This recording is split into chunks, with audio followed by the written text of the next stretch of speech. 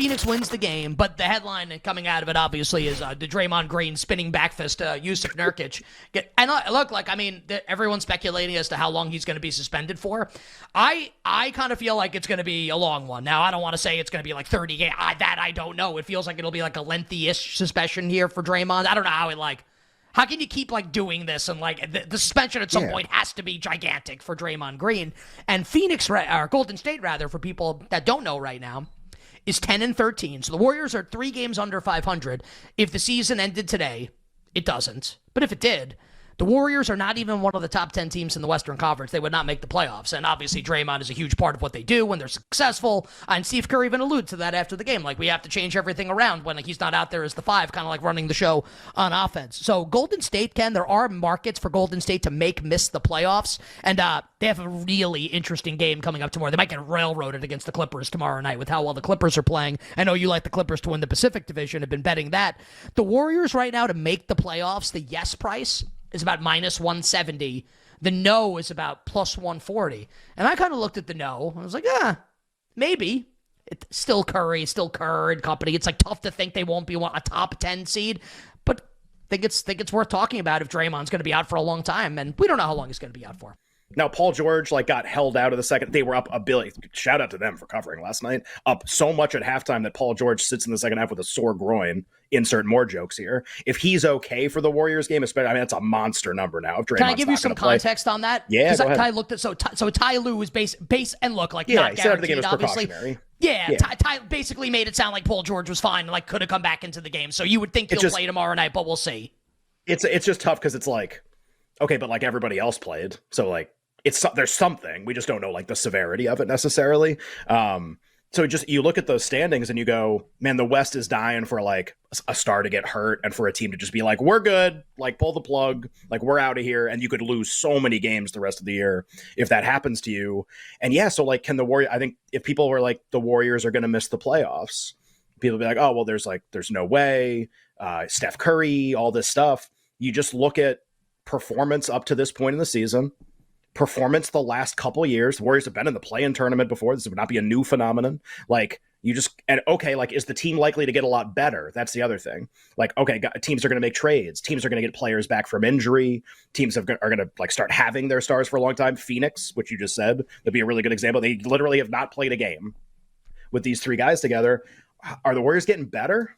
Is that what's going to happen? They're going to make some trades? What for? Who? What? Like, what are they going to like? Kuminga's going to develop more. There's not a lot going on here. Like you're paying all this money to Clay and Wiggins and their shot. And it's the end of this stuff is never fun. It's like never. And the Draymond thing last night's a perfect. It's not fun anymore. Like it's like bored. It's like old. Like he turned and punched a guy in the face. And because it's like the 11th time that he's done something like that, we're just like, how many games this time? All right. Like, what's it going to be? Are you choked out Rudy Gobert earlier this year? Just like, all right, man, like, cool. If I had to bet that 2-way right now, which again is playoffs, not play in, I mean, I'd bet miss, but I think it's like pretty close. And I think, let's see how long the suspension is. If it's way longer than we think, then you got to think about like, are they going to finish in the top 10 in the standings, which is like a real conversation to have at some point. What just devil's advocate here. I think I'm using devil's advocate incorrectly. I definitely am. Just like you're going to argue here that they're okay. That's what you're going to argue. Oh no, right? That's not. No. I'm not. No, that would be devil's advocate. Yeah. I'm using it way incorrectly. Oh, okay. Way incorrecly. Somebody else, angel's advocate. Yeah, we've reached the point in the calendar where things like this happen with regularity. Okay. How many games do you think he'll get suspended for? Just guessing. 10. I think it's going to be more. 10's a lot. Ja got 25.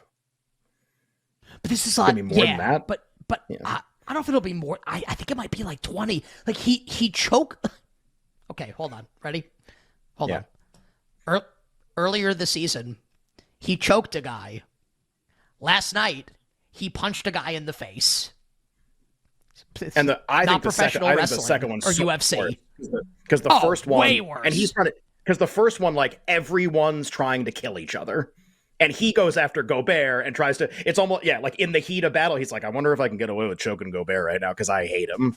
It's like very calculated, like Clay and who was the wing? Jaden McDaniels, is that who the wing was for the Timberwolves that they were fighting? And I couldn't remember if it was him or Alexander Walker. Noobs, I have to ask, what is right now your spiciest betting take in the NBA? Now, it could be something for tonight, a future play, an award market. As it stands right now, Noobs, your spiciest betting take in the association right now.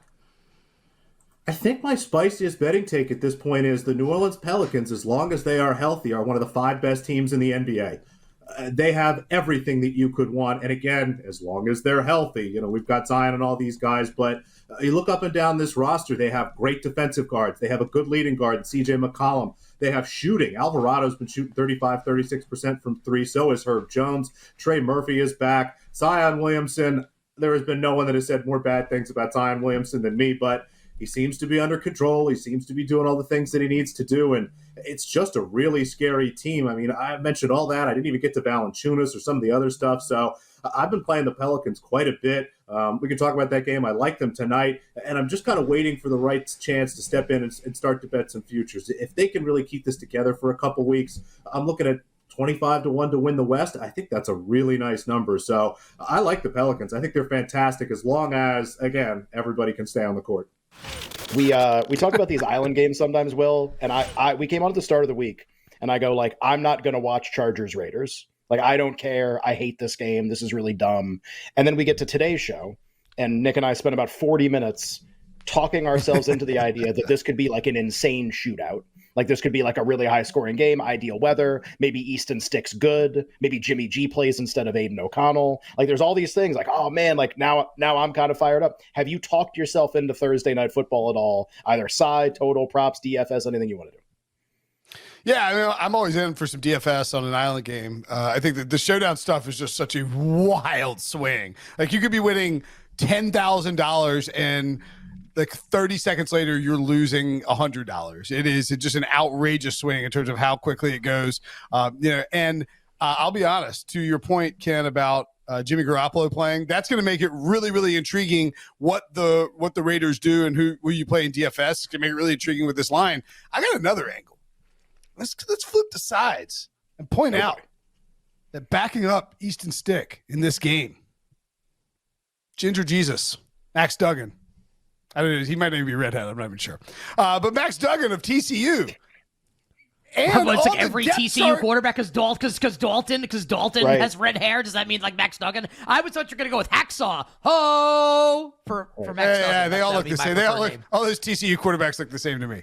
But on the Chargers depth chart, along with Max Duggan, former TCU superstar wide receiver Quentin Johnson, and 4th-round pick electric punt returner Darius Davis, also of TCU. Why? Screw Easton Stick. Give us the TCU offense. Just call in Sonny Dykes for a night, run the TCU offense, and toss Jimmy Garoppolo out there, and all of a sudden maybe we do get a shootout.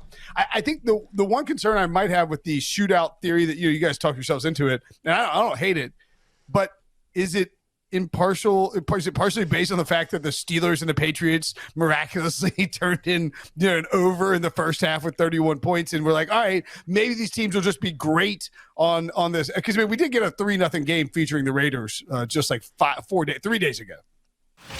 We were talking off the air about the Edmonton Oilers. We talked about them in the first hour of the show. They won 1 billion games in a row, and I asked you, have you bought it? Because I was like, in the last segment, I don't know if I want to buy Edmonton. Like, maybe I do, because they're really good now.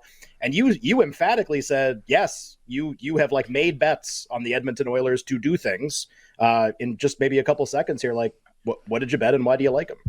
Yeah, so it's a little bit different now. And I don't want to be the pass posting guy, pat myself on the back type of situation, but I generally believe talent wins out in the NHL, right? And there's a lot of times where teams will struggle out of the gates in the NHL, and everyone's like, what's going on? What's wrong with this team? And it's like, well, it's just a very small sample. And in the case of the Oilers, they were actually playing very good hockey. Corsi, Fenwick, expected goals, kind of any metric that you want to use that dictates the way that play is happening. Edmonton was playing well, and they weren't getting results because they were getting sewered by goaltending. And eventually, at some point, that balances out. So I ended up betting the Oilers to win the Stanley Cup and the Western Conference when they were basically like a pick 'em to win the playoffs. I think people sour too quickly on these teams early in the season that are very, very good and will eventually figure it out. Now, lately, I've actually had some value against Edmonton, at least in their last couple of games. So, like, the market has corrected on them, in my opinion, at this point, and people are like realizing, yeah, they're as good as we thought they were going into the year. But that's just like a general rule of thumb, especially in the NHL. Think about this next year in the early going when one team is doing terrible out of the gates. It was the Toronto Maple Leafs last year that were the team. Everyone's like, what's wrong with the Leafs? It's like, well, they've played 12 games.